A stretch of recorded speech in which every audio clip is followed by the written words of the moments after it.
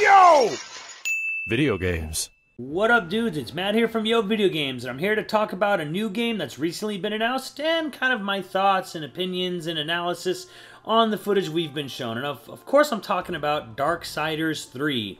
Now, here's the funny thing. I've probably not talked about Darksiders much here or on stream or really anywhere else, but I really do like the series, actually. My first memories of Darksiders is seeing the banners of it across the halls at E3, just outside of the exhibit floors.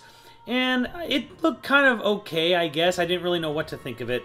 The first footage I saw wasn't really all that inspiring. It just kind of looked like another God of War clone. And that was kind of coming out in an era where we were getting a lot of that stuff. We were getting, Dante's Inferno would follow afterwards and other things like that. But the thing is when I actually played the game, I got a little bit into it, started reading about it, and it turns out that it was actually Zelda. Like, they really wanted to make a Zelda, and the thing is I didn't really know who Joe Mad was. I didn't, really have a whole lot of faith in THQ as a whole, even though it was a whole new team at YoVideogames. But what I ended up getting was actually a pretty, frankly, great Zelda clone. Now, maybe it didn't really reach the heights of, like, the best Zelda games, but it did a couple things I really liked. One of it was that we actually got to see a sort of heaven versus hell aesthetic in a video game where we actually do see both sides of it. See, the problem I have with a lot of the sort of hell stuff and demons and doom and all these things like that is, for the longest fucking time in video gamedom, and really just about anywhere in general, it was always just hell and demons, and that's kind of it. And we never actually saw the opposite of it. So Darksiders was actually kind of refreshing because even though it did start with the apocalypse and you played as a horseman, and all that shit, we actually did get to see both sides of this heaven-hell dynamic, which I actually really like. So that was really fun to see. And then as going through the first game, I actually really liked the story. It wasn't great or anything, it wasn't mind-blowing, but it was fun, it was good. Had a really nice cliffhanger ending. Not really, I guess you could say cliffhanger, but more of like a pump-you-up ending. And then later on, we got Darksiders 2, and, I like Darksiders 2, but I'm not really sure how, in the end, how I feel about the loot system. I guess it was okay in the end. It was kind of cool to see, though, with Darksiders 2, they really upped the action gamey aspect of it. And if anything, the identity of Darksiders 2 is that it decided to make a, not platinum level, but definitely a very more involved, in-depth, robust combat system from the first Darksiders.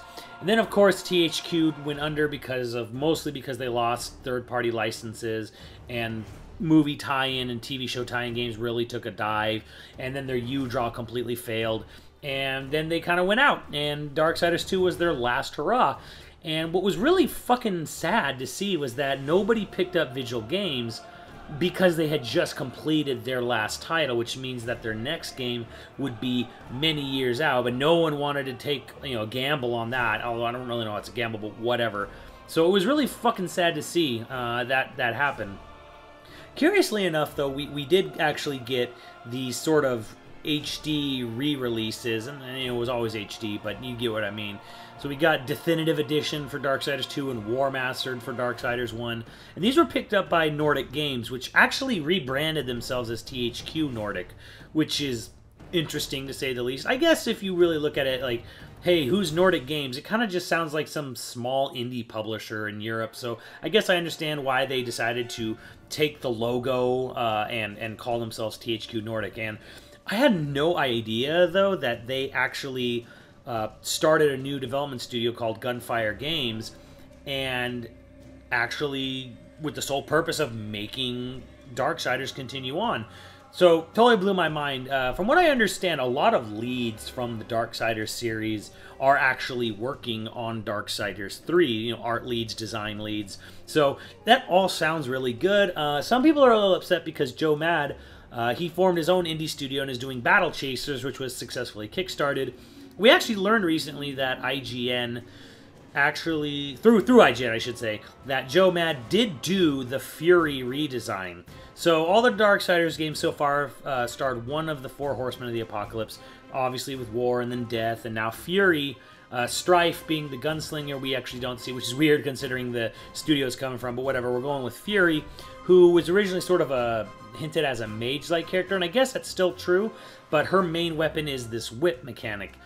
And we got kind of like, first it was leaked, and I was just like, fuck yeah, like Darksiders 3. And then we got a really quick CG trailer, which was like a minute long, and really didn't show much other than just the new design for Fury. And it's a CG trailer, and who gives a fuck? And then something happened the following days, because it's all part of IGN First, you know, their big month-long exclusive, world exclusive. We got to see gameplay of Darksiders 3. But here's the thing. From that CG trailer, it said 2018. And when they say 2018, vague 2018, you always know that means back half 2018. So we're talking like August, September, the earliest. So this game is, this motherfucker is a year plus out. Probably a good year to a year and a half away from release. And the footage they showed kind of, for some people, not for me, but for some people, really kind of felt underwhelming. And let me tell you something. As someone who's seen game development from its infancy to, you know, near final product, I can actually tell you, looking at this footage, this is what it says in the top right corner, which is pre-alpha gameplay. This is absolutely pre-alpha gameplay. This is not Ubisoft's horseshit pre-alpha gameplay where they show and play Assassin's Creed at E3 in fucking June, call it pre-alpha, and then release the fucker in October. No, this is actually what pre-alpha is supposed to be and supposed to look like. And the reason I actually know it's pre-alpha, the biggest indicator we have is the user interface, the UI, and there basically is none. There is this basic ass like red and or green and blue bar, and that's supposed to count for your health pretty much. Like there's nothing going on. The other thing you can obviously see from the footage is that they've basically got one 4-hit combo string going and really not much else. There's a whip swinging mechanic, and at the end of the day, that's really all there is. And some people were saying, oh, the combat's slow and boring, it's clunky, I don't like the sound effects. It's like, holy shit. First of all, sound effects are obviously fucking placeholder, like completely obviously placeholder, which they actually didn't bother me, but they seemingly bothered a bunch of other people, but whatever. Obviously, this is going to get changed. The other thing is the combat, and it's like, yeah, obviously it's pre-alpha, because no one is going to release the combat in this trailer demo we saw from IGN. Nobody's going to look at this and say, oh yeah, this is shippable, this is almost done. No, of course not. And I'm sure you know, Gunfire Games knows this as well, so I'm really not worried too much about that. I think it's good though in a way, because if people can voice their criticisms, that actually makes sure that, hey, they know what people are expecting, so they know that they gotta really, you know, up the sound effects and obviously up the combat and the combo potential and all that jazz. So I mean, that's on one hand it's good. On the other hand, it's, you know, it's an example of why companies don't show games as early as this, because people are not, frankly, like me, who can look at this and see, obviously, you know, even though it says pre-alpha, people take it to heart. And you know, the argument obviously comes down to, well, they decided to show it. Well, maybe. I mean, THQ Nordic decided to show it to IGN, who decided to upload it. The developer may or may not have actually been, you know, thrilled with this idea. I imagine they probably weren't, and for the reasons that happened. A lot of people said it looked boring and you know, lame and unfinished and blah blah blah. And to me, it actually, for a game that's over a year away, year and a half away, I thought it looked great. I mean, obviously they switched to Unreal 4. Now the old Darksiders games worked on a proprietary custom-built engine for Darksiders. Just as an interesting tidbit, Devil's Third originally was running on the Darksiders engine, and when THQ folded, they had to basically emergency switch over to Unreal 3. But, you know, all that aside, this is running on Unreal 4 because everything's running on fucking Unreal 4, and who can blame them? Look how well Unreal 4 is running, and really just seeing how far along visual polish-wise this looks, you know, for obviously, again, pre-alpha, this looks good. Obviously, it's going to look better. They're going to continue to add more. There's going to be probably more effects, more lighting, more all kinds of good stuff for you later on down the road. So I'm not worried about that. I think the footage probably tricks people because it does look as good as it does visually, but then you see the combat and you hear the sound effects and you think, wow, this is really bad. Well, it's not tug of war. It's only really just saying that, gosh, Unreal 4 is such a good engine that you can really put something together quickly and make it look good, even if the game is far, far, far from finished. But in the end, I'm still actually really excited about the game. If I have any qualms, really, it's... I don't... Fury's design, I think is fine. I think her hair's really cool. I do kind of... I have to chuckle a little bit at the heels and boob armor. It is kind of a dated aesthetic. But again, this is actually Joe Mad design. Yes, the redesign is redesigned by Joe Mad himself. And yeah, it totally has that that 90s comic aesthetic going for it. So you kind of love or hate it. As for the story, it's taking place concurrently with Darksiders 2. So again, we're not moving forward. We're not going past the cliffhanger ending of Part 1. It's going to be during the time of Darksiders 2 while War was out, or I'm sorry, Death was out there trying to prove War's innocence, which probably is going to rub a lot of people the wrong way. If they do get to Darksiders 4 and it's about fucking Strife and it's another parallel game to the first three, I can understand where people might be a little bit like, please, for the love of fucking God, can we move the story forward as it was teased at the end of the first game? And even I'm a little bit there myself, so I don't know, we'll see. The one thing I really hope for Darksiders 3, and if the developers are out there listening, just take this from a fan of the series, I really want to see dungeons, and I really want to see key items. When I say key items, I mean things like War's boomerang in the first game, kind of like the portal gun, even if the portal gun was like a late game addition.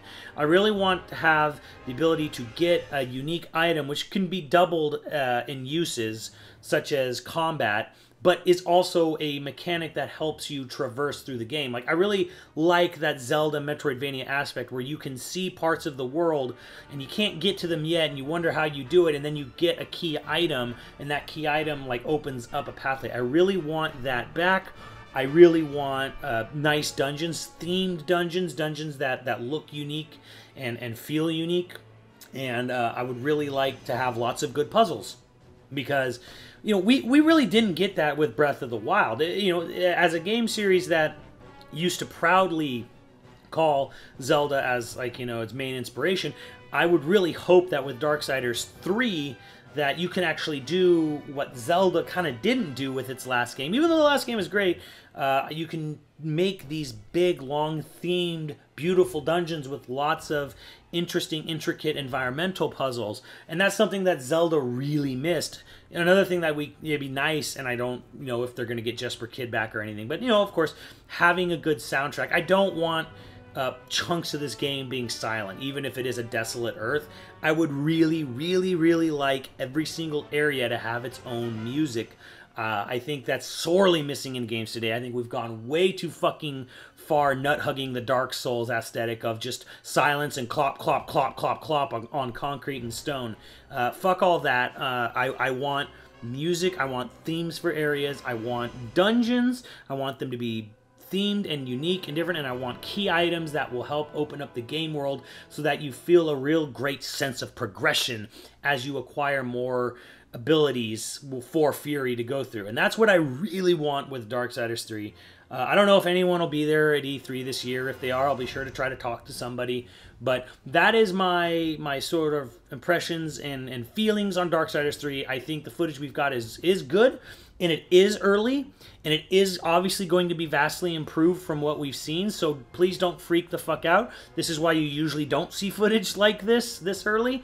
And really, if anything, if you're taking any feedback, just please, for the love of God, do fulfill that hole that was left by the last Zelda and give us big, beautiful, themed dungeons with lots of great environmental puzzles, and up the soundtrack. Make sure everything has its own feel and melody and everything. So make the world a character, through the music as well. And that's what I really would like to see for Darksiders 3. So let me know what you guys think in the comments below, and I will catch you on the channel. Later, dudes.